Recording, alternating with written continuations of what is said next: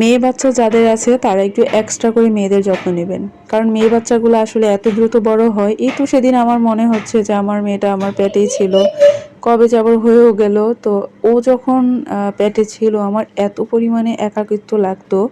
এই গল্পটা যদি আপনাদের সঙ্গে আমি এই ছোট ভিডিওতে শেয়ার করি তাহলে কিন্তু আমার এই গল্প শেষই হবে না, কারণ আমি অনেক কিছু পার করে, চড়াই উতরাই পার করে আমার এই মেয়েকে আমি পেয়েছি।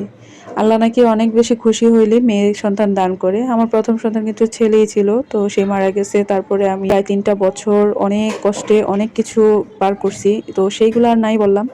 তো আমার মেয়েটা যখন আমার পেটে ছিল 7 মাসের প্রেগনেন্ট, তখন আমি হাসপাতাল গিয়ে জানতে পারি যে আমার মেয়ে বাবু হবে। সেই যে খুশি হয়েছি আমি, কি যে খুশি হয়েছি বিশ্বাস করেন, আমি সেই খুশিটা আপনাদের সঙ্গে আমি বলে শেষ করতে পারবো না।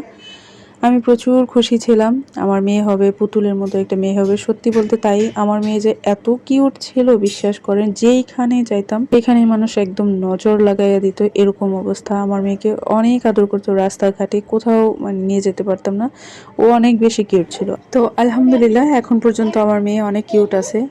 তো যাই হোক, অনেক কথা বলে ফেললাম সকাল থেকে।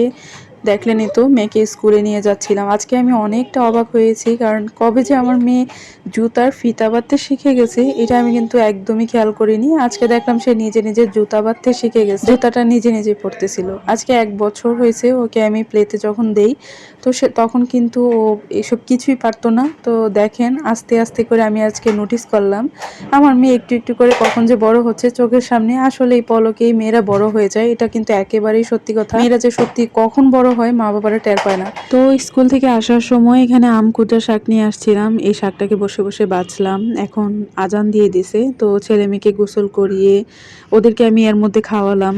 তো আমি চেষ্টা করি দুপুরের মধ্যেই রান্নাবান্না কাজকর্ম সব গুছিয়ে নিতে, কারণ আরও পরে যদি করতে যাই দেখা যাবে যে একসঙ্গে অনেক চাপ পড়ে যায়। আর যেহেতু ছোট বাচ্চারা আছে, তো এই জন্য আমি একটু গুছিয়ে টুছিয়ে কাজ করি। মানে যখন সময় পাই, ধরেন শাকটাকে কেটে রেখে দিলাম, তো আরও পরে এসে শাকটাকে ভাজি করব। তো শাক তো আর নষ্ট হয় না, সমস্যা নেই, ধুয়ে টুয়ে কেটে বেছে সব কিছু রেডি করে রেখে যাব, একটু পরে রান্না বসিয়ে দেব। তো এই যে আমি আবার চুলার কাছে চলে আসছি, এবার শাকটাকে একটু নরম করার জন্য এখানে মরিচ আর লবণ দিয়ে এখানে একটু ভাপিয়ে নিব। তো নরম হয়ে গেলে তারপর আমি শাকটাকে ভাজি করে নিচ্ছি। আর এই শাকটা অনেক মজা, অনেক। তো আপনারা যদি না খেয়ে থাকেন এই শাকটা খাবেন, অনেক মজা। আমার কাছে তো অনেক ভালো লাগছে। প্রথম দিকে আমি আনতেই চাইনি যে কেমন না কেমন হয়, কিন্তু খাওয়ার পর আসলে এখন আমি এটার ফ্যান হয়ে গেছি। আমি এই শাকটা আমার সামনে পড়লেই আমি নিয়ে আসি। আজকে আমার সামনে পড়ছে তো আজকে নিয়ে আসলাম। যাই হোক, আজকে ইফতারের পরে শাক দিয়ে ভাত খাবো। সঙ্গে কিন্তু আরো অনেক রেসিপি করেছি, আপনাদের সঙ্গে আমি কিন্তু সব কিছু শেয়ার করতে পারি না, কারণ আমার ভিডিওর জন্যই আপনারা এই ভিডিও দেখতে বোরিং হয়ে যাবেন, অনেক লং হয়ে যাবে। তাই আমি যতটুকু প্রয়োজন ভিডিও সৌন্দর্যের জন্য এডিটিং করে আমি আপনাদের সঙ্গে অল্প কিছুই শেয়ার করি, সব কিছু তো করা সম্ভব না। তো আর এদিকে দেখেন আমি শাকটাকে সবুজ করে ভাজি করে নিচ্ছি। আর এই শাকটা সবুজ সবুজ এভাবে রাখলেই খুব ভালো লাগে, বেশিক্ষণ ভাজতে গেলে দেখা যাবে কালারটা নষ্ট হয়ে যায়।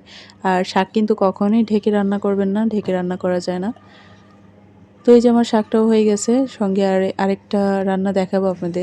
এই যে কাচকি মাছ, আমি কিন্তু এইভাবে হাতে মেখে খুব মজা করে রান্না করি। কাচকি মাছটাকে লবণ, হলুদ, ধনিয়ার গুঁড়া, তারপরে একটু বেশি করে রসুন বাটাটা দিই।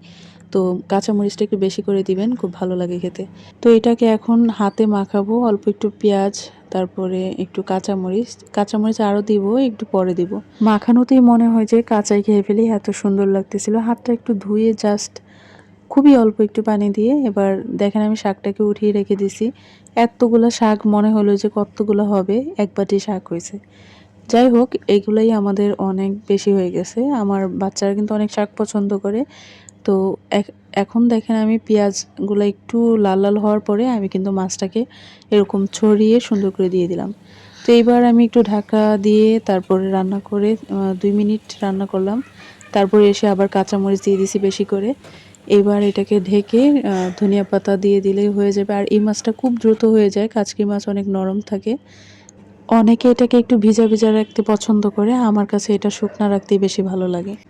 তো আজকের ব্লগ ভিডিওটা এখানেই শেষ করছি। সবাই ভালো থাকবেন, আবার ইনশাল্লাহ দেখা হয়ে যাবে অন্য কোনো ব্লগ ভিডিওতে অথবা অন্য কোনো রেসিপিতে।